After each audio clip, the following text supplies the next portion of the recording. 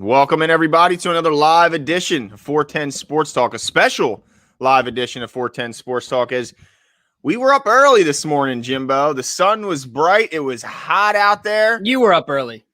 I guess so. Yeah, you were up normal time. But it was an absolute pleasure to be out at the Castle, one winning drive, watching training camp. And Jimbo, I know you haven't been there since we were young, knee-high tykes, me and you out there over at McDaniel College.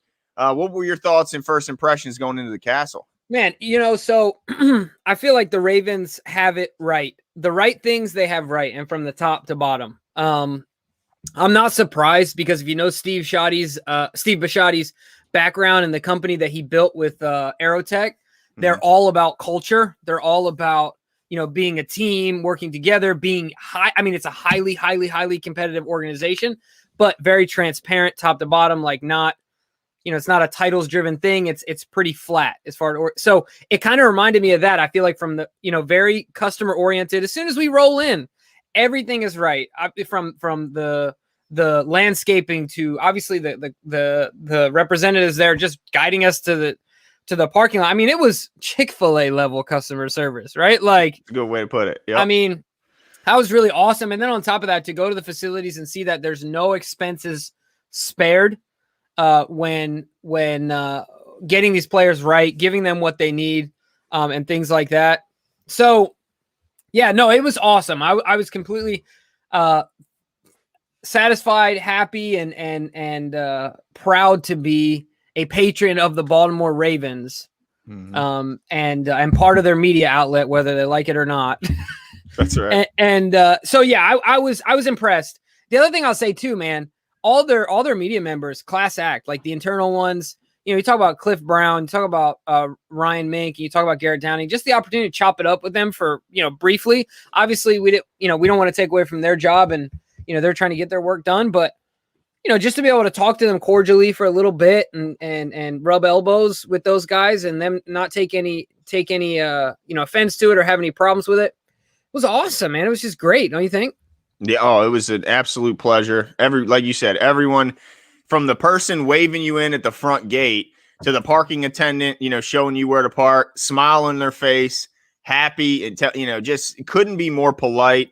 It was a blast. And then I have my son there, my 7-year-old, and man, it's just awesome what they do for the kids. All the big slide out back, the throwing of the footballs, the catching punts, all the different obstacle courses they had out back for the kids was absolutely awesome. And, a little bit less people there than when we went in 2019, which gave him a little more opportunity to get on some of these. There wasn't any line pretty much at those events. He was able to, as soon as he was done, have a very short line and get right back in it and play again. His face was dripping with sweat, red, but having an absolute ball. The free ice creams, the free water, and obviously Jimmy's Famous Seafood was out there with a food truck, which was slam jammed the entire time we were out there. But it was an absolute blast. I love how the Ravens covered all their shade for everyone because we needed it today out there, Jimbo. And Billy Seals, he said, shout out to Glenn with the bucket hat. That thing was needed today, man. Protect the ears, protect the neck. This big old, I got a lot of real estate from the old eyebrows to the hairline. It's a sun magnet, dude. Just a sun magnet. I got to protect this. So I was very happy with the white bucket hat, keeping my head safe. But yeah, absolute pleasure. But I want to get into what we saw on the field because I'm excited about. Yeah, the other thing I want to mention before we do that, though, is we also got to meet Tony in person. You guys all know Tony. He's come on the show, Tony Thornton, of course. Yep.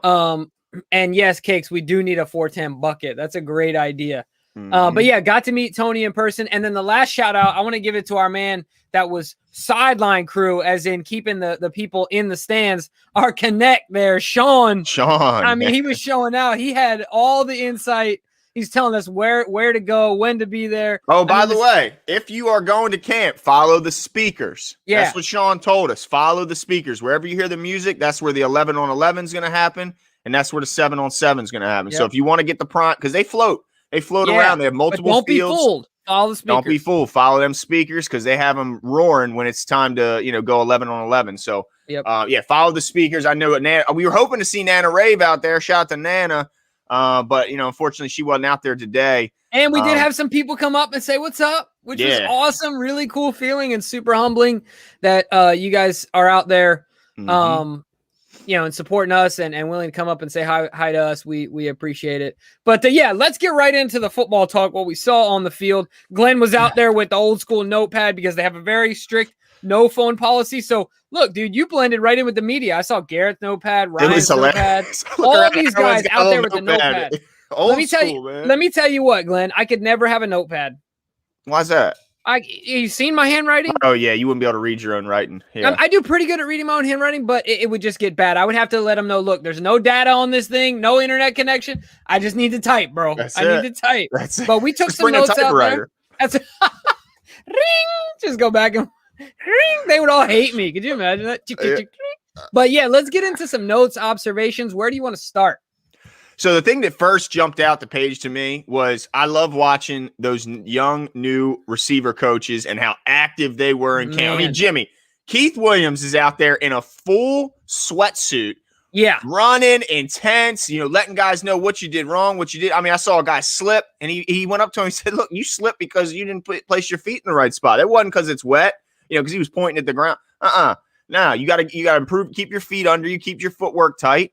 But I just love the energy that him and T were bringing. I mean, remember when the groups all separated? Sammy Watkins spent 20 minutes just talking minimum with Keith and T about technique and about the scheme. Yeah, he ran a few routes in there, but it was really about stuff at the line of scrimmage and, like you said, route combinations and things. And yeah, it was interesting. I'll tell you what, he looked like Shaq in warm-ups out there, bro. Just full on sweat, right? It was by 8 o'clock. By 8 o'clock this morning, it was 80 degrees here and like 95% humidity. By 8 o'clock, ladies and gentlemen, so by 8:30, we're pushing 85, almost 100% humidity. He's, like you said, Glenn, full sweats, and he was out there getting it. He wasn't standing still for a second. But I agree with you. It was really cool to see them work in unison. Because you can tell they curated that whole program together for these guys, right? No doubt. And the other thing I just want to mention, kind of going in chronological order of the way that we saw practice, first guy out, number 11, James Prochet. And I got to give him props, man. I don't think at this point he is the smoothest route runner we have, but his hands. He's made a couple tough catches on that one and on the other side, on the other field. But certainly I was impressed with the work he's putting in. His route running has gotten way better. He looks much quicker off the line. So yeah, I'm happy with the development. Man, he is fighting for his life and he knows it. Yeah, I wrote a note down. He runs every rep at 100 miles an hour. I mean, this guy, full speed all the time. And you remember the drill when they were when the receivers were taking turns, just turning and sprinting towards the receiver coach, and they were throwing real low balls and making them pick it up off the turf. I mean, snatch hands, absolute snatch hands from James Prochet. And what was funny about that drill is that you could see the difference of which one used to be a quarterback with T. Martin, because when T. Martin was slinging it, it looked a lot different than when Keith Williams was. Keith was trying, but T still got it. Got some pop to him, doesn't he? Got it in him. He can sling it. He had some throwing it on a rope, man. Yeah, but and yeah, I loved what I saw from James Prochet. Couldn't have been more happy to see the progression he's made. I mean, this guy has made a huge leap, and all I got to say is Boykin, it's trouble. I mean, it's big. We heard from more than one person. Yep. Ain't nobody talking about him. Ain't nobody asking about him. Nobody's missing him. Nope. Yeah. Nowhere to be seen. Nowhere to be heard. It's a really bad time to get injured because that room is deep. They are fighting hard. They are looking good. I mean, man, it was. You're absolutely right. Evan, the agent who we've had on before, always talks about Hall of Fame reps for some of these like fringe guys, right? And James Prochet was the absolute definition today of Hall of Fame reps. Yep. So yeah, it was awesome to see those guys go at it. Let's see.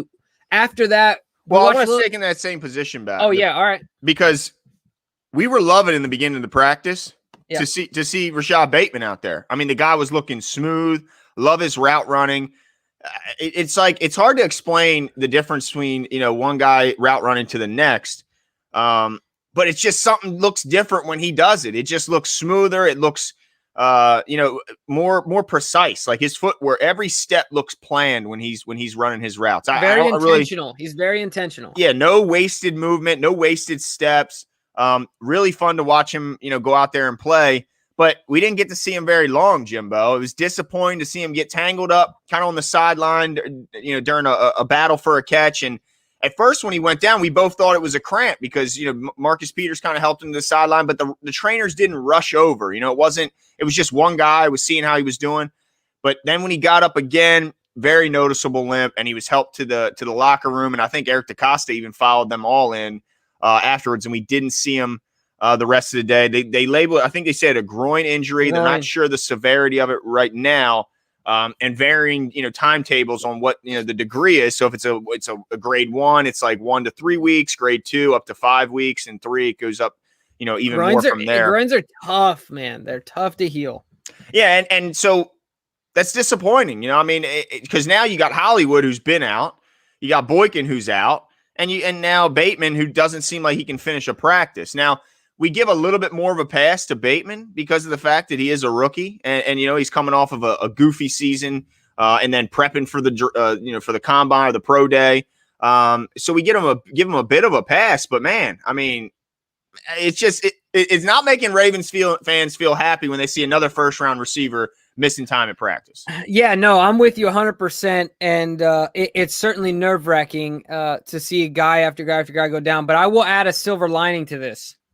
I believe that Sammy Watkins, I haven't seen all of them, is having the best camp of his career.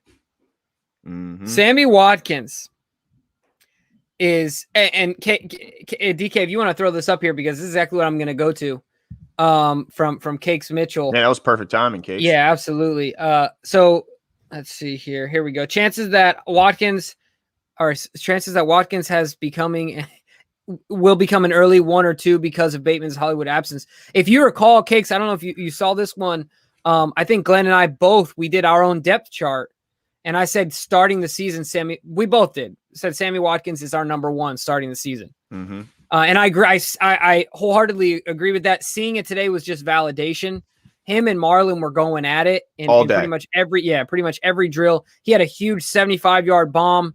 He looks fast. He looks strong. He looks smooth. But the thing to me about Sammy is he looks comfortable, mm-hmm. and he looks confident, right? And healthy, of course. But if he's comfortable, confident, healthy, we know he was the number 4 overall pick for a reason. So I think if you asked him, he would say he's having the best camp of his career. He's balling out, man. Right now, Sammy looks good. I have all the confidence in the world that guy can get it done. Yeah, I love the mentality. He said, look, before when I was in KC, I was playing my role, being Hall of Fame at that role, which was free up Kelsey, free up, Hill, give opportunities to other guys and make plays when my number's called. This is a different opportunity here. This is a different mentality. This is, I want to go get the ball. I want to go get targets. I want to go get touchdowns. I want to make plays, first downs.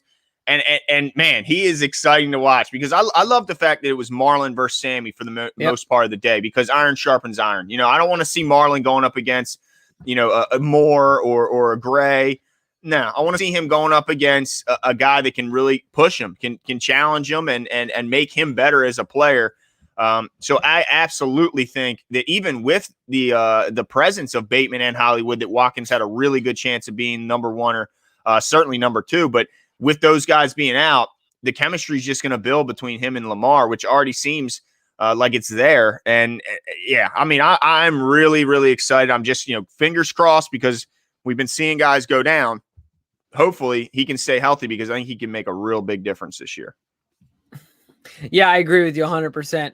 I'm so excited to see what he can do. I want to respond to somebody else's question. We're talking about the wide receiver room, asked about Tylenol Wallace. We talked about Rashad Bateman looking smooth. I tried the best I could to focus on Tylen Wallace, affectionately called Tylenol Wallace. I know his name is Tylen Wallace, guys. But every chance he got, he made a nice catch. Every route I focused on, it was smooth. It's weird because one of those things where I didn't see him necessarily stand out today, but the fact that he blended in is important, right? Mm-hmm. Because you can see the other guys that weren't quite up to the same level as, a Sammy or even a Prochet right now. and some of these other guys at Bateman while he was out there. But Tylan Wallace was right there. And that's props to him. I mean, he looked smooth. He looked strong. I mean, I saw him make one contested catch when they were on the far side before we went over there. And he can hold on to that football. I mean, that was the one who was the corner that got hurt and that popped back up? Was that Dorsey? That was Dorsey. Yeah. So that was a tough catch that Tylan Wallace made, highly contested, both hands on the football. He came down with it, got his feet in, held on to the football, and eventually went out of bounds. But he controlled the catch. Impressive move from him. And the other thing on Sammy, did you see that other one where he adjusted in the air? It was a little short, and he looked so smooth. That was on Marlon also. Yeah, he cooked him, man. That was. Oof. Yeah, that deep ball was real fun. Watching them race to the goal line, that was really cool. So Tylan Wallace, I think he's looking really good. Yeah, absolutely. I think that a lot of the receivers. I think Ben Victor looked a little bit long stride to me, and maybe a guy that's going to struggle to get a lot of separation. But I mean, I still liked his hands. He made a lot of nice catches out there. I just don't know if he can separate. But I tell you one thing, the guy that, when we came into this camp, Jimbo, if you remember when we got there, I said, we haven't been hearing anything about Devin Duvernay. We just haven't been. We hear a lot of Prochet, a lot of talk with Sammy and Bateman and stuff, but not a lot from Duvernay. He was busy today, Jimbo. I mean, how many catches did we see Devin Duvernay make? Didn't see a ball hit the ground. See him out there. He was busy. I mean, I was excited. Obviously, he was catching punts and kickoff, which we saw Bateman catching punts as well before he went out with the injury. But man, Duvernay looked good. He looked fast, and I'm happy to know that maybe it was just a lot of news coming out of the receiver room, and that's why he kind of got lost in it. But I don't think it's because of his performance. Yeah, no, I'm with you there. It's going to be really interesting to see how this whole thing shakes out. It was funny. I was listening to this guy's dad explain to him why they have so many receivers at this point and what they're going to do to work through that process, to whittle it down and keep the guys they're going to keep. But there are certainly some openings, Glenn. Certainly some opportunities for some guys to make some waves. No doubt. But I want to switch on the other side, Jimbo. All right. Because we were really, and I think it was Don C was talking earlier in the chat about Westry, Chris Westry, and we could not stop looking at this guy because he's just gigantic. I mean, we were talking I can't remember a 6'4" corner since maybe Brandon Browner back with the Legion of Boom. And I think he ultimately went to the Eagles, if I remember correctly off the top of my head. Or no, he went to the Patriots when Darrelle Revis was there. But the thing that was cool about him is just, he's big, he's got the length, he's got but he wasn't slow of foot. He had some burst to him. I'm excited about Westry. I just don't know how he makes this team. I mean, it's such a crowded room, and unless there's an injury, now Jimmy Smith is one injury, but his is expected to be relatively minor, and he should be ready week 1 and hopefully sooner than that. But unless there's some more, I don't know how he makes the team, but he looks good enough to play on an NFL team, no doubt. Yeah, absolutely. You're right. He's physically imposing. He's not as stiff as I thought he was going to be in his hips. There's certainly an opportunity based on the uniqueness of his build and skill set. I really quickly just remembered something. I want to go back. I want to rewind, talk about Duvernay just real quick. Just drop one more thing. All right. No names, but I heard it from a great source that works internally for the Ravens. That this particular person is not happy with the lack of use when it comes to Devin Duvernay. Didn't like the signing of Dez Bryant. Wants Duvernay to get the ball more. He said he's tired of it. They're dancing around it. He needs the football. There's no reason why he shouldn't have the football more. Wow. Very, very, very upfront and honest and staunch about that point. Pretty bold. I was like, all right, I like it. I like hearing that, no doubt. I mean, I agree with him. I mean, why not? The guy is never disappointed when he's been given an opportunity, so why not give him more of an opportunity? So, it's like you said. I mean, we pretty much talked to Jameson's. We talked to all the guys in the know, internally, outside, and yeah, I mean, they gave us some scoop, and I think Duvernay is a guy who needs the ball more and to be more than just a guy who comes in for a gimmick play and then goes out and we only see him the rest of the game in special teams. I want to see more consistency out of his his opportunities. But yeah, absolutely, I'm excited about him. But somebody pointed out Chris Westry's 40 time. He ran a 4.36. That is at that size. I mean, whoo, that's insane. That's insane. And if he can. Man, I just don't know how this guy, I guess because he played it. He played at Kentucky. That's not like he played at like the smallest school in college. But yeah, that's pretty impressive. A 6'4", like Don C says, a 6'4" corner that can run a 4.3, and he's physical.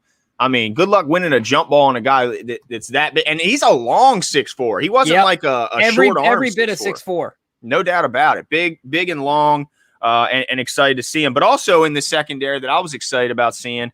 Saw a lot of Stevens today, didn't we?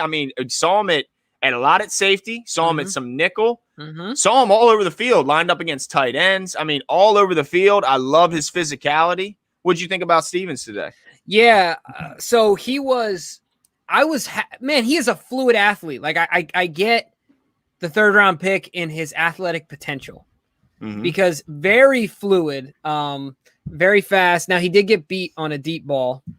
But yeah, I liked the way he was being used. I liked the fact that he seemed more up to speed and less lost than I thought he would be. And so yeah, I'm impressed. Early impressions are that I think this kid's got real potential to be a solid safety in the NFL. It's pretty incredible to think that the Ravens valued him 3 rounds higher than a Deshaun Elliott and a Chuck Clark. Yeah, no doubt. Because we got 2 6-rounders back there, right? Absolutely. Guys that earned it the hard way and made it, in a way that's, it's not like they were given the position right out of college. They had to really earn it, had to put in the grind and get the job. So Stevens, he was further along in his progression than I'd expect from a guy who just transitioned to the defense. Yes, that's a good way to put it. Right. He looked like he'd been playing defense a heck of a lot longer than he has, and he just didn't look like a running back. And I love he was sticking his nose in there in the around the line of scrimmage. Ardarius Washington, Dawson brings him up in the chat.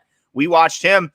How did he look on that blitz, Jimbo? He looked pretty quick, didn't he? Coming on that corner blitz. He looked quick. He looked like he got a little overexcited too. But he looked a little quick. He looked very quick. And I'm a little nervous because I also heard that his chances of making the team are like this. Yeah. Which concerns me because we got high hopes for this kid, and it looks like it's gonna be really tough for him. But I'll hold on my prediction that he's gonna make the team because people are saying that Levine can come in and play safety. I don't think that that's their preference. Like I think he's a special teams guy, a guy that he can be a backer, or something like that. But I think being a rangy safety at this point in his career would be an emergency situation.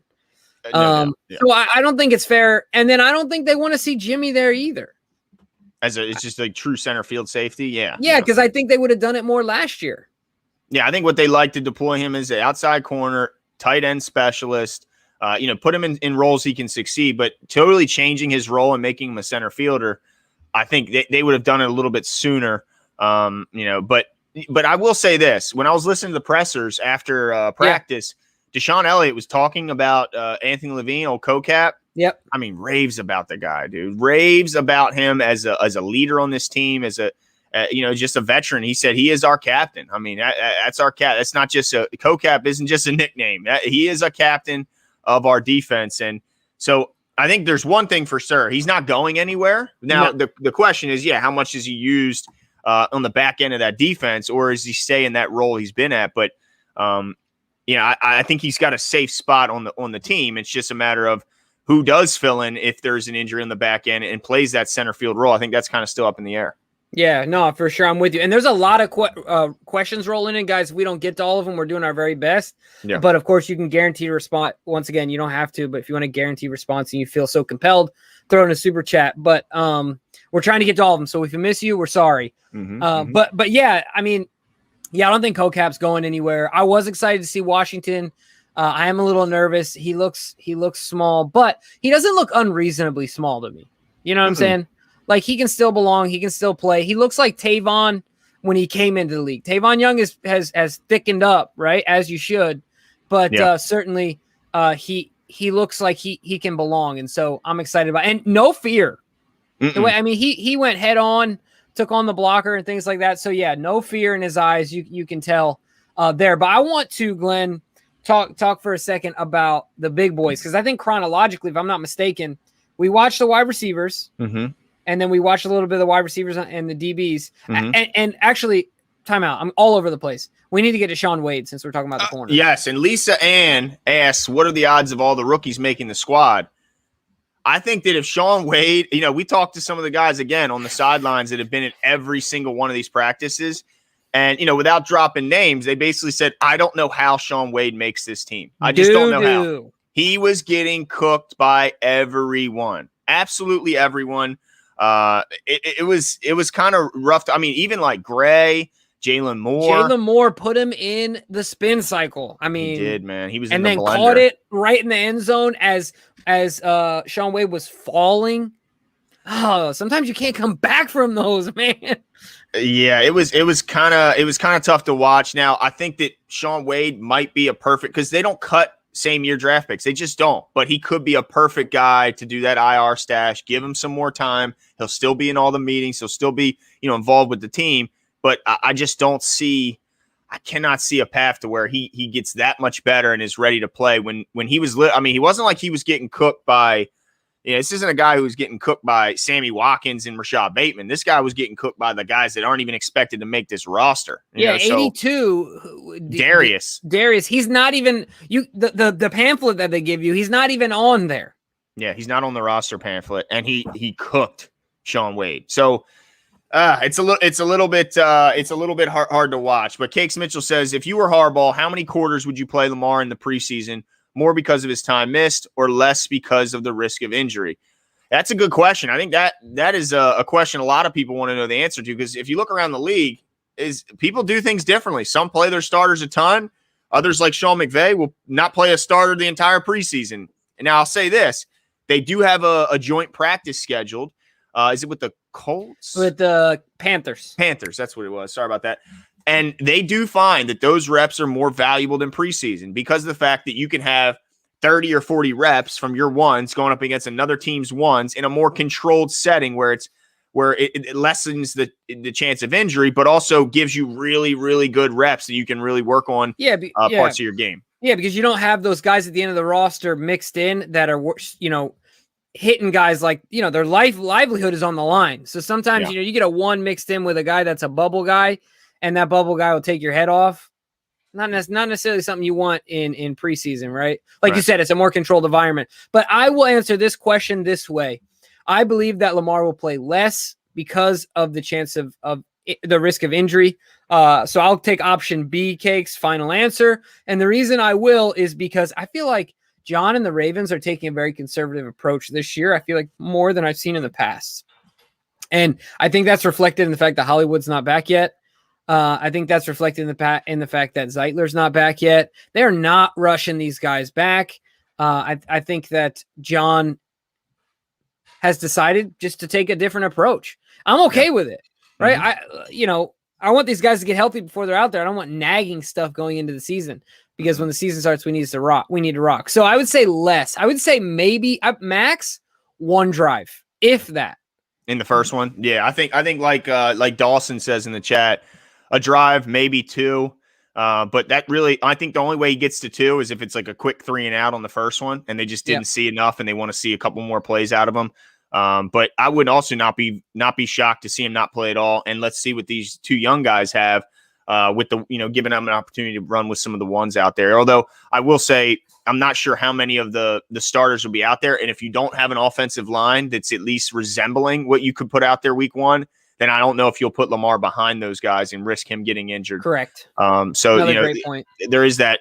Who's ready in front of him, and I don't expect Stanley to be ready because he's still not out there team drills. Saw a ton of Tyree Phillips running with the ones. Pretty much primarily saw Tyree Phillips running with the ones. Saw Schofield with the twos, backing him up at left tackle. So it remains to be seen, but we're excited, and hopefully we'll be watching that game with our own two eyes. Yeah, absolutely. Yeah, hope we're planning on getting some tickets tonight, and if you guys are there, come find us or tweet at us or hit us up on Instagram.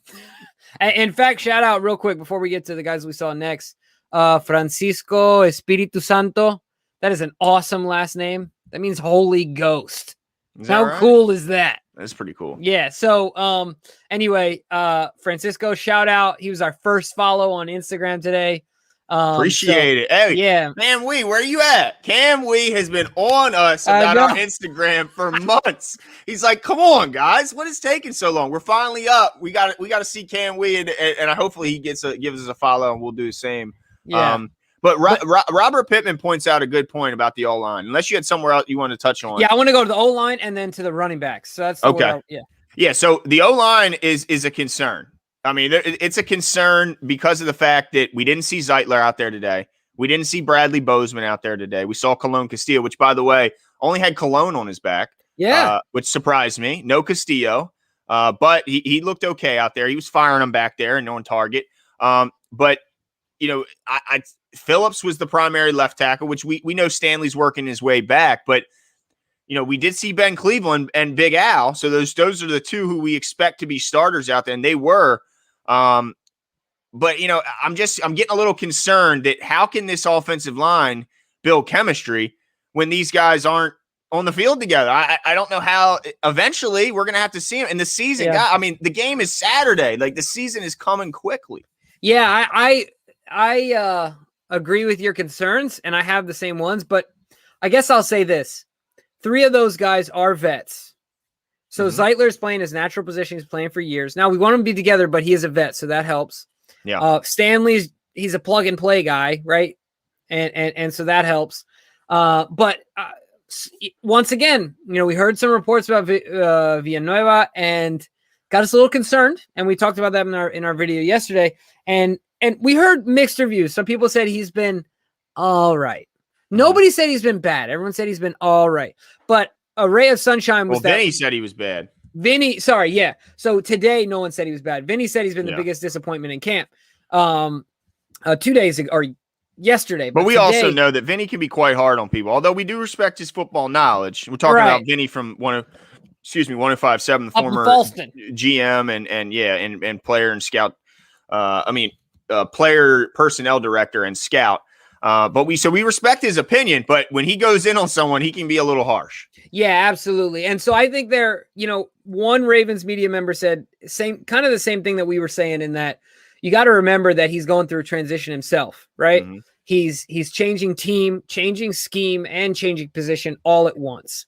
So give him some time, let it simmer, and let him keep working. Because Big Al, one thing he's not going to do is stop working. And so I'm glad that we at least had one person agree with us in that same with that same idea and kind of mindset that we're taking to where he's at right now as offensive lineman. But yeah, Glenn, lots of concerns.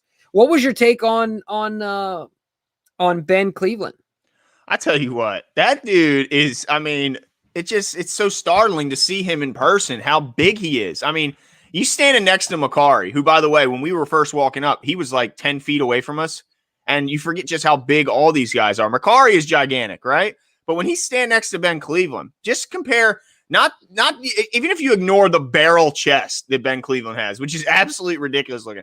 His lower half, Jimbo, his big old thick hind end and his thick old legs and his big calves. I mean, this guy is just gigantic. He is so big, so strong.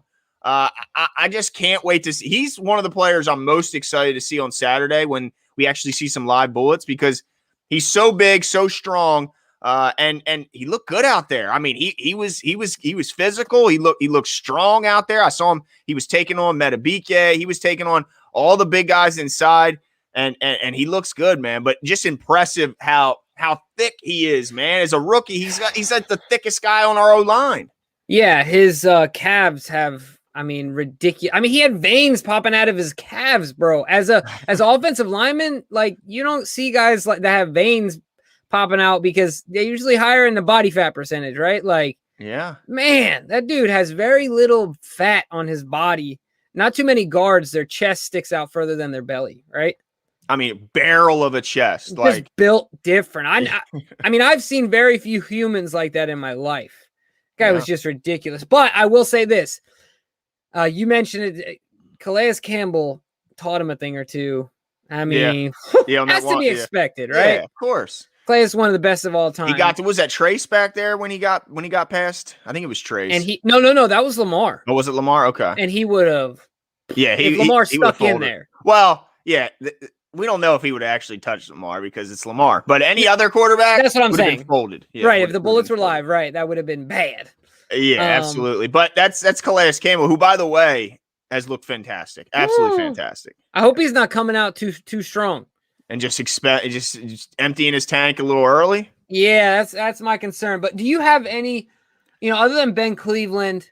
I will say this: Colón Castillo, I've decided, only has Colón on the back of his shirt because he's at the Castillo.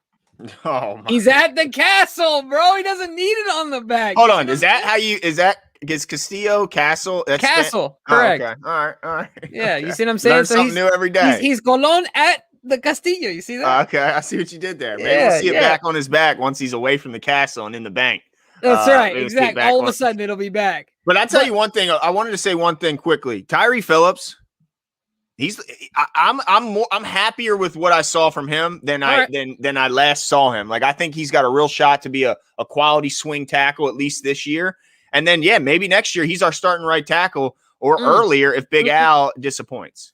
News.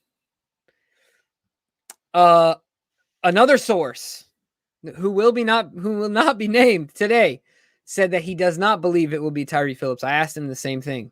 In fact, he thinks that he won't develop into a starter based on what he's seen. That it will be the guy we got from Denver that tore his Achilles. So they're gonna Juwan James. Yeah, that they're eventually going to pair him up with Stanley to be our bookends. And the reason they got him was because they're not confident in the development of Phillips. They're not sold on Tyree. Well, I mean that's certainly. I mean, what I liked about it is, I mean, for one, he was getting all the reps, so he's given all the opportunities to either make it or break it. But I didn't see him getting abused out there today. I mean, no, you're right. Not from what I saw. Now he looks stronger too. I mean, he looks he tightened up. Absolutely, yeah, exactly. Didn't have a big old belly on him or anything like that. I thought he looked pretty good out there, and I think he's happy to know that he's getting as many opportunities as you could ask for as a young player to kind of stake his claim on his roster spot as being that swing tackle. Yeah, absolutely. So that's a solid bright spot. The other thing I'll say too, I think we both had Colón Castillo getting cut. Both of us. He is easily the surest snapper on this team. As far as snapping the football, that is for sure right to the gut. And it's a bullet. I mean, every single one of his snaps on the money. And John said, we want to be perfect there. Yeah. So, I'm not saying that Bozeman's not going to be our starter, but what I am saying is that Macari is our emergency everywhere. Mm-hmm. And so maybe they hold on to Castillo because they don't like the idea of Macari being anything more than an emergency center, not a backup, but a true emergency based on what happened last year. Yeah. Yeah, absolutely. I think that it's really just going to come down to how many guys do they think, how many of those guards do they keep? Because, like Bredesen, do you see him being anywhere else but a guard? I don't know. Maybe some set, but we haven't seen any of that. So I don't think Powers, he's a guard, but Macari, he can be a guard. He's played tackle. He's played center. So he can do both. Colón Castillo, has he done? I mean, have we seen him other than at center? I mean, I think positional versatility is what helps you make the team as a backup. So yeah, I just want to see, whoever they pick, I think is the most versatile of those guys out there. And so it's going to come down to that. But right now, Macari was taking long snaps, dude. He was long snapping, practicing this morning with the special teamers. Yeah, it looked like he hurt his ankle early. You remember he was getting taped up when we walked by, and I think we didn't really see a ton of them. And maybe I was just missing him, but I remember when he got taped up, I thought he kind of took a step back from a lot of the team drills. But there's nothing he can't do. I mean, exactly, and that's valuable. Did you see what your boy Prince Quan said, Glenn? No, what'd he say? he said, Glenn said, I just know how to order Taco Bell. Glenn was like, I only know how to order Taco Bell, talking about the Spanish. Oh, yeah. That's all I got. That's all I got. Oh, and by the way, Jimmy had to show that off again at camp today because after practice, DK was working on. I mean, JK. I keep saying DK because I see DK in the back. JK was working on some individual stuff, and Jimmy had talk a little Spanish with him since he learned. Spanish. Got his attention though, right? It worked. No doubt, he looked right over, and I think he's climbing the ranks. I'm going to have to tell Gus. I'm going to have to send Gus an email. Oh, trust me. Gus has a special place in my heart. Okay. All right. Special place. Jimmy. Yeah, I mean, he had to show that off. You know, he was talking to the Raven Spanish radio, schmoozing them up. You should have seen him. They're coming on the show. They're coming. My wife said, "Go over there." And I said, "What am I going to do? Stand there with a goofy smile on my face while everybody's talking Spanish? My bucket hat on." No chance. I said, "Jimmy's got that. Let him do his thing over there." I saw nothing but smiles coming from that area. So, yeah. But yeah, no, it was pretty cool out there. I mean. I loved how, you know, it's interesting. There was no signatures today. There was no, you know, signing, but a lot of players gave their gloves away, gave some of their stuff they were using away. And I'm just like, I mean, what's the difference? I mean, I don't know. I guess that's the rules and stuff like that. But if you can give your sweaty gloves away, I think you could sign someone's note or, you know, flag or whatever you had. Yeah. But yeah, I don't know. We'll see. Well, let's talk about the backs if that's cool with you. Let's do it. What'd you say? Let me tell you what. Gus Edwards didn't miss a beat. My boy's out there making catches, looking like he's in every year, Glenn, without a doubt. Look, and let me tell you something else. Just another nugget of just another insider nugget here. We were comparing, me and a Ravens media member were comparing the progression of Gus Edwards to Jalen Ferguson.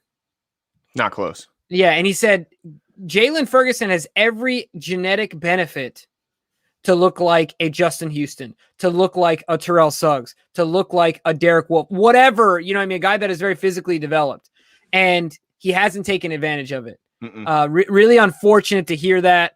But he, you know, in contrary to that, Gus Edwards every single year has looked better, has looked faster, has looked stronger, and has looked to add something to his game, a wrinkle. And I think this year it's the passing game. Glenn, you've highlighted before, people hate on Gus in the passing game. One, he's already our best blocking running back, so he's probably going to be in on a decent amount of plays on third down. Number two, you said it before, he's got a better catch percentage than Justice Hill. Oh yeah. So I liked to see the little things in the passing game: Gus's form, his consistency, his comfort, being comfortable, his comfortability. Is that a word? His confidence in catching the ball, just being comfortable with it was great. I mean, the dude must not have had any symptoms of COVID because he is just looking right. Gus Edwards didn't miss a beat. Dude was born to play football, Glenn. Like, what else is there? Yeah, I love listening to his presser, talking about the opportunity to buy his mom a house, talking about how, you know, he knew that this was an opportunity to change generations of his family and how they've lived. And I tell you one thing, he's gotten way better behind the mic than when I remember when he first I feel like came he used out. To get real nervous. Absolutely. So much more comfortable, so much more confident in talking to the media, just to be himself. And I loved seeing it. But you're right. I mean, remember when the quarterbacks went around, they were throwing at the target in the net where they wouldn't let us walk by them, which was driving us crazy. We tried, but this little old lady was putting the brakes on everybody. Patricia. She was by herself, like, no one's getting by while the quarterbacks she might have to play O-line. Yeah, she was undefeated, never lost. But when they were doing that, the running backs were working on their hands, working on catching balls thrown at all different spots, low, high, side. Yep. And him and JK, none of them dropped a thing. Love to see that they're continuing to expand their game. And he talked about, I needed to get better. I wanted to keep getting better. Both of them has said that they want to get more involved in the passing game. And that's encouraging because, Jimbo, we talked about we want to see more opportunities for the running backs to make plays because, let's be honest, outside of Lamar Jackson, they're certainly the guys you'd want to have the ball in their hands. They have the best opportunity to make yards after catch, break tackles. So let's get them more involved. And you know, Lamar has said in the past that he likes throwing more than he likes running. So I think that they made an effort and they told the whole team, including obviously the running backs, we're going to get you all the ball more in the passing game. We're going to use you guys more as a dump down and not just ask you to turn and block for Lamar, but instead catch the ball and let's see what you can do with it. And I really think Gus and JK are set up to have career years from a passing game standpoint, which isn't really saying much considering we just didn't throw it to our backs very much. So even if we do a small amount, they certainly have an improvement. But yeah, I'm excited to see what they can do through the air, and just to add that wrinkle, that we just haven't seen the past few years. Yeah, and to add on top of that, it looked like they had some designed plays to the running back, not just dump offs or anything like or check downs. They were designed plays. And man, doesn't JK just look like he's walking around with springs in his shoes? No. Every time he gets the ball, it's just boing, boing. I mean, the dude has such a spring in his step that it's incredible to me. I enjoy watching him play. His explosion is second to none. I mean, just his get up and go while he's changing directions, all those things. Yeah, I mean that I was impressed with both of those guys. I'm excited. Now, wasn't impressed with Justice Hill as far as his ability as a running back. He dropped a pass or two. I saw him drop at least one and maybe another. Didn't pop to me. He did do a lot of special team stuff, and that might end up being the entirety of his career, which no knock, right? Yeah. But certainly didn't impress me as far as a running back today. Yeah, it didn't blow me away, but I think it's I did hear Gus talk about him. Gus was raving about the work he's put in. Says he looks. Yeah, they're boys. Yeah, they're buddies. Which I mean, that's cool to hear you hyping up your teammate. I always like to hear guys that can heap praise on their teammates because in sports, it's a lot of times you don't see guys really hyping their teammates up a lot. Especially I love Mark. Group. Well, yeah, which is why I really love Mark Ingram and what he brought to the Ravens. Because talk about a guy that hypes up his teammates. But I didn't think Justice Hill jumped. I mean, he, like you said, I did see the drop that you saw, but he didn't jump out at me. It wasn't anything but I do think that his roster spot is pretty solidified. Yeah. Because we didn't see anybody else at the running back spot jump. We did see Tyson out there, Tyson Williams, but nothing that wowed us. But it's kind of hard when you're when you're in this type of setting to really pop, because it's not like you're going to go out there and break a bunch of tackles and stiff arm guys. It's not really that setting yet. So maybe Justice will impress us in the preseason game, because I think he's certainly going to get a ton of opportunities in the preseason, because I can't see JK and Gus needing a lot of reps, because like Gus said in his presser, it's different now. He doesn't have to earn the trust of the coaches. They already know who he is. They know what he can do. And so now it's all about consistency with him. And so I think that they're going to give a bunch of reps to Justice and a bunch of reps to Tyson Williams and let the best guy win. Yeah, man, it's going to be a lot of fun. I'm looking forward to it. Like you said, I mean, I think I'm pretty confident that he makes the squad. But let's stay right in the backfield real quick, Glenn. Just a quick observation. I've been telling you guys out there, there's a significant difference between Patrick Ricard and Ben Mason. Mm-hmm. Patrick Ricard is in rare air. The dude looked today like he had lacrosse pads on or Pop Warner pads on, and still much larger than Ben Mason, who was all pads. I mean, he had the old fullback, the neck collar and everything else. But did you get it? I mean, I saw him do some stuff on special teams. Once again, we were kind of far away at that point, but I did see him run in on special teams. Did he stand out to you at all? What was your take on Ben Mason, and what observations did you have? Yeah, I thought he looked bigger than I thought, like it was expecting. He's a big dude, like as far as his thickness. He's a big, strong guy. Now you're right; he did have the big pads on, whereas Pat Ricard had like the smallest pads possible, and he was still gigantic. Who was the guy that played for the Seahawks that used to wear no pads? He was a edge rusher. Then he went to the Cowboys. He had a brother that was in the NFL. He was a tight end. His brother won a Super Bowl with the Patriots. His brother was a tight end, or he was? His brother was a tight end. He was a defensive player. Marcellus Bennett. Michael Bennett. Michael and Martellus. Yeah, the Bennett? Michael Bennett pads on. Yeah, the super small, almost hardly recognizable pads. Looks like pads you'd see in like a woman's suit. Just like real the shoulder pads, like Michael Scott was rocking that one. Exactly, just small. But I tell you, he is a big. I mean, Ben Mason's a big dude too, man. For being a rookie, he is a well put together dude, big and strong, thick everywhere. Not like spindly legs, but thick up top. He was thick everywhere. Saw him running a lot with the tight ends, which is expected. But I just can't wait to see, how they use both these guys, how they can reason to leave two fullbacks on a roster when most teams have zero. Yeah. Means you have to use them. You have to find a way to make them valuable on your roster. And I just don't know how they can do that with these guys, especially when you consider how deep that tight end room looks right now, which we're going to get into because I want to ask you, Jimbo, you were talking a lot about your guy, Josh Oliver. What'd you see out of Josh today? Yeah, man, I thought he looked good. It was nice to see that. To me, in the plays where you have no one on you, you're running routes and things like that, he mirrored Mark Andrews, right? Like that was because after him and Mark Andrews, there was a noticeable drop in route running ability for the tight ends.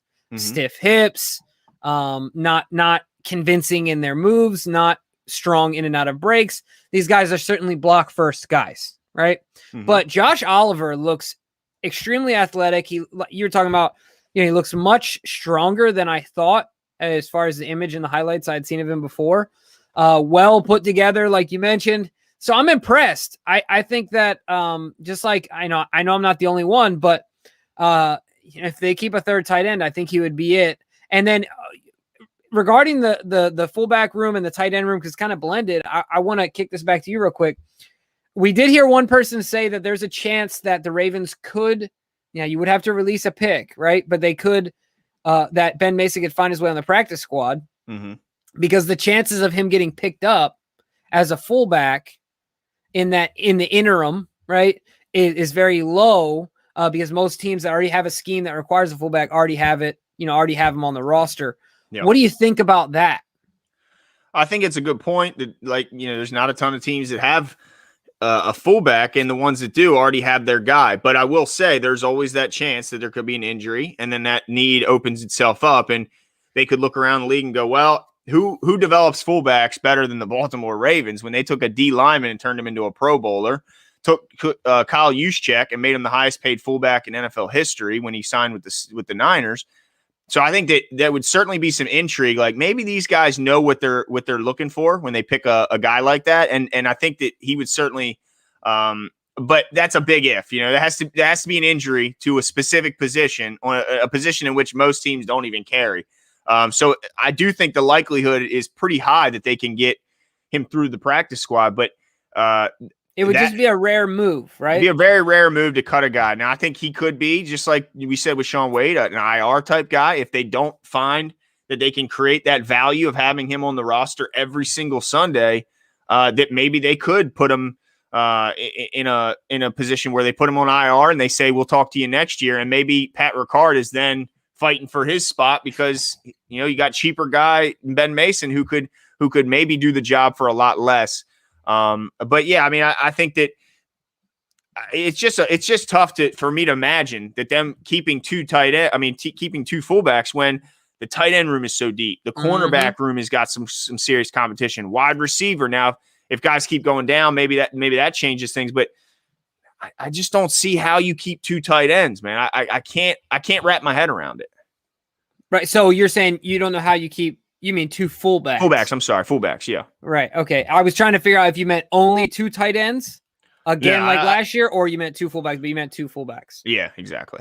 Gotcha. Nah, for sure. Well, let's take a quick commercial break here. No, I'm totally kidding, guys. No commercial break here. But I think DK's got something. We mentioned this before. We're up on Instagram today. We're having a blast out there.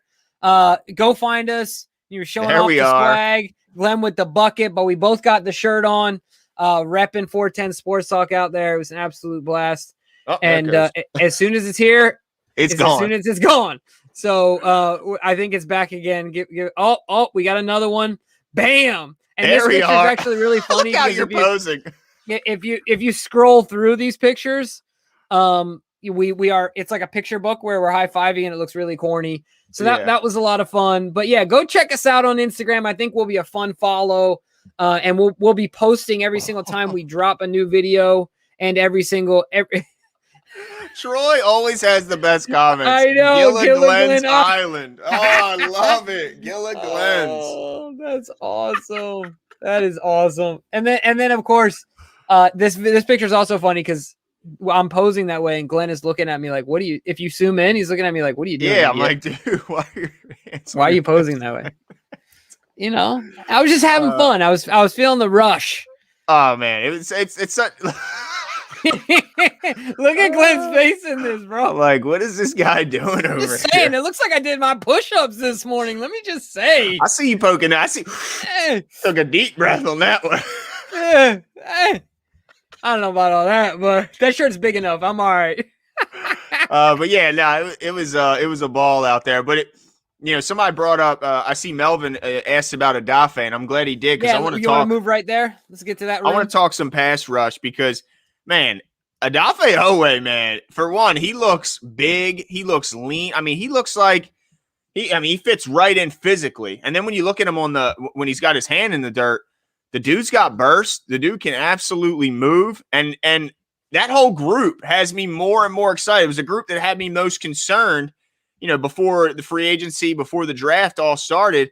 Now has me really, really excited because of the potential what these guys could do. Yeah, and adding to that, to instill more confidence in us, Dalen Hayes could be the surprise of this draft. Yeah. He was in the backfield more than once. I think he would have wrecked a couple plays if it was full speed simulation. He certainly scared the crap out of Trace a time or two and made him think twice. So yeah, I liked seeing him in the backfield. Udafe, to me, we were talking about this. I think it's great that Justin Houston is here because now that I think about it, I think that that's the type of guy he wants to be. They're similar build. I think similar skill set. Right. Mm-hmm. And so I think it's great that Justin is here to lead the way and show him, show him the rope is that how it says? Show him the ropes. Show him the ropes. Is that how it says? Oh my gosh.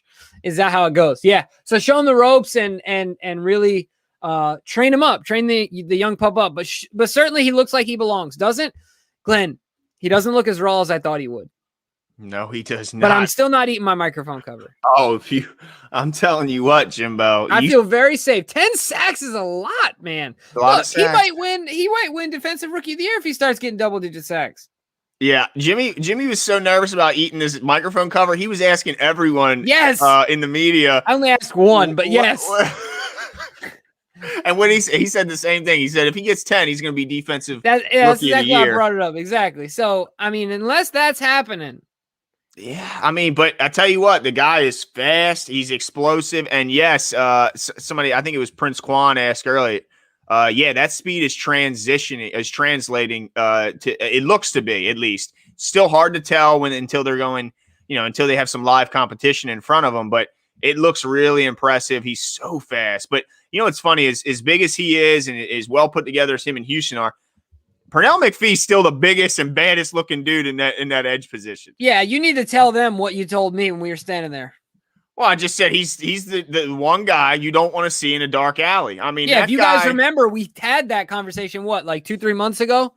What Raven would you not want to see in a dark alley? You're right. He takes the cake.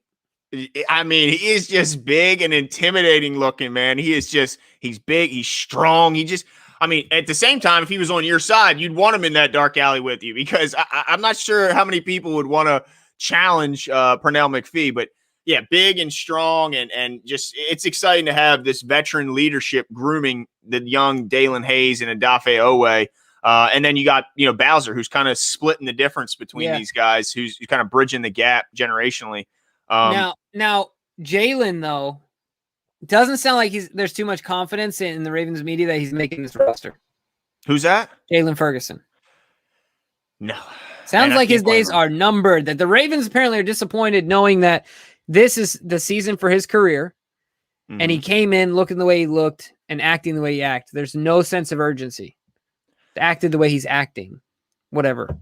Yeah, he doesn't look like he's fighting for his roster spot. It just doesn't do anything that jumps off the page. He doesn't impress you. And then when practice was over, I think Tanja mentioned it about Justin Houston. Yeah. When we saw Justin Houston after practice, he's got his pads off, but where is he, Jimbo? He's over working on one-on-one. He's working on stuff by himself. He's hitting the tackling dummy. He's working on his hand placement all by himself. And this is a guy who's got almost 100 sacks in this league. This guy has done it all, seen it all, but yet understands that the work that needs to go into to get ready. I didn't see Jalen. I mean, maybe he came out after we left, but we hung around for a little bit. I saw DK. I mean, JK. I keep calling him D. I saw JK over there. I saw a bunch of the young D linemen over there working on their hands. Saw the vet, Justin Houston, over there. Didn't see Jalen. Didn't see. I mean, we saw him out there, but didn't see anything that impressed us. And yeah, I think it's a very long shot for him to make this team. Yeah, he was seen, not felt. Yeah. You know what I mean? You didn't feel anything. Nothing popped at you. I saw a guy he's on the edge, and he's a big guy. Like I said before, he's very genetically blessed. Mm-hmm. And to see a second string, third string tackle, so really third string because he's coming in to replace Tyree Phillips, who's a second string, to see a tackle put one arm on you and sustain you there, that's a problem. Mm-hmm. I mean, think about what Pernell McPhee would have done to that dude's arm. Like, you're gonna put one arm on me? The disrespect. He's breaking in half. And it's really unfortunate to me. But, the Ravens are cursed in the second round, man. I guess so. I mean, they found some good ones too. But, yeah, you're right. If you look at their track record. Except JK. Yeah, exactly. That's the good one, certainly recently that they found. And I think, wasn't Torrey Smith the second rounder? Yeah. He might have been, yeah. And he was certainly, right now, he's the best receiver we've ever drafted. And if Hollywood don't get out there, he's not going to be able to compete and try and take that title. There's some people saying that they're thinking you might make a cake that looks like a microphone cover and flake out on actually eating that microphone cover. Can you confirm that you'll do it? No, I need you to tell them that I'm a man of my word. He's never, I mean, we were looking at that microphone cover when we were in Maine together. We were thinking about some breading, some dipping sauces. Yeah. I might deep fry it, like some breading. I might do that. Eat that thing, and I'm going to make sure he does, because not only did he jump out there, he hasn't backpedaled at all, has been bullish, I mean, he thinks he's, now I'll say this, there is that extra game that you got to factor in, that he does have one more opportunity to get it. And, it only takes one to get a handful of, 3 sacks or some explosive game, and you might be in trouble. But I'll say this, guys, I think you can be confident in knowing Jimmy's not going to snake his way out of this. He's not going to go down and get a cake made that looks like, No, he's going to suffer through it if he has to. I will consult my doctor to make sure it is reasonably digestible. I don't want to die, but I don't want to die. As long as it is reasonably digested, not even fully digestible, because I highly doubt that. But as long as it's reasonably digestible, I'll spend some extra time on the John. Okay, all right. Well, maybe you just don't want to eat the whole thing. Hey, a couple bites. No, Glenn, it's got to be done. Okay, all right. You got to polish off the whole thing. I got to, man. Look. But I mean, look, I'm a man of my word, and I told you I was going to hit 19, Glenn. Take your time with it, DK says. I don't know. Like Dawson said, just chew it and you'll be fine. So there you go. Does that make you feel better? No. Not at all. No. I mean, look, they deep fry anything at the state fair. This has got to be. Absolutely. Right. It's going to be delicious. Get a little bit of powdered sugar or something. Put some cinnamon on there. You'll be good to go. It could turn into a delicacy. You don't know. Oh, it's going to be disgusting. It's going to be foul. But look, we're a long way from me eating this thing. 10 sacks? Yeah. Yeah, it's a long one, but I think that he's got a chance. He's got the physical tools. There's no doubt about it. But yeah, let's see if he can translate on the field. And the other thing too, Nana Rave, I was looking at Justin Houston too, and it is confirmed he does eat frozen children. He's a big, scary babies, dude. right? Like 2 and under, certainly his breakfast. I mean, the dude is just built and looks the part. Certainly one of the nicest guys in the NFL, but looks coming off the bus, you're like, okay. The bald guy with the thick mustache and the big biceps, that's a problem. Yeah, I loved when he was talking to that little kid that was next to us, and he was like, Justin. And he was like, yeah, what's up? The kid had nothing to say. He was like, like he didn't expect Justin to like engage in a conversation with him. Oh, he had nothing to say back. He's like, what's up? What's up, dude? Like, I'm talking to you. Talk to me back. Yeah, and he just froze. He froze up. I was about to jump in there. That would have been rude. Yeah, I wanted to get in there and get some attention. Shoot. Yeah, it was so cool seeing all the kids out there, man. They're getting a kick out of it. My son got to say what's up to Lamar. Lamar looked over at him, waved to him, and said hi. And that was all it took. Justin Tucker was talking to him. And Tucker, by the way, Tucker's a little bit bigger than I think a lot of people were expecting. He's He's My a wife built said he dude. thinks he's my height. I'd have to look him up though. I was kind of surprised to see. Yeah, he's talking about well constructed. Yeah, Yeah, he's a built for dude. a kicker, you know. I mean, Fabian, no shame here, dude. I really considered it. I'll be dead honest with you. Yeah, I was about to pick up that ball and run with it when that kid dropped it. Yeah, I'll be oh, straight with you. Talking about Justin, I'll be straight with you, man. Look, I needed to shoot my shot, and if he so, shot his, and he had his opportunity, he was standing there hesitating. I'm gonna take that ball. yeah, and what I love about Jimmy is, he'll go out, he'll talk to anyone. He's like, "Who is that? Who is?" I'm gonna go talk to him, see if I can get him on the show. Like, look, but you know what? Let's just say it here successfully. We are going to have Ryan Mink come on the show, ladies and gentlemen. We are going to have Cliff Brown. That's right, the Cliff Brown come on the show, and to end the trifecta, Glenn, who else are we having on the show? Jeff's Rebeck. That's right. You know, is we're hoping. It looks like everything's lined up that we're gonna have him on the show. So hopefully, it's nice. I mean, these guys are just cool. I mean, they're not looking down on the little guy that is 410 Sports Talk. They actually encouraged us to get in there and try and get a media pass. So we'll certainly be working on that. Try and get ourselves in the door, and then maybe we can hit some hard hitting questions at those pressers. You know, and let them hear it. But Jimena's coming on the show as well. Absolutely, which I don't know what I'm going to be doing. Well, we can do it in English. Okay. Well, maybe you can sprinkle in a couple. Yeah. But yeah, I mean, because I'll just be sitting there just with my yearbook smile as you guys talk in Spanish, and I'll just be the looks of the operation here, Jimbo. I mean, yeah. Wait, so Nana Rave, these people, so Cliff Brown and Ryan Mink work for the internal media Ravens.com. team. Yeah, they work for Ravens.com exactly as writers, and they do some of the video and stuff like that. Mm-hmm. Jeff Zrebeck is the Ravens representative for the Athletic, one of the best follows on Twitter if you're a Ravens fan, so follow him. And then Jimena is the reporter for Ravens Spanish radio. So yeah, it's gonna be awesome. I was happy that they're first class, man, all of them, like you said. Absolutely. I mean, we talked with those guys pretty much the whole second half of practice. We were chatting up with all the and what we wanted to do is, I mean, we burned their ear. We asked them all the how's this guy hard hitting stuff. I mean, they've been there the entire time, and so yeah, we wanted to make sure we bent their ear a little bit and find out some of the inside scoops, and they were really generous with their time and giving us all the information they had. You like the yearbook smile, Prince? Hold on, yearbook style. There it is. The money maker.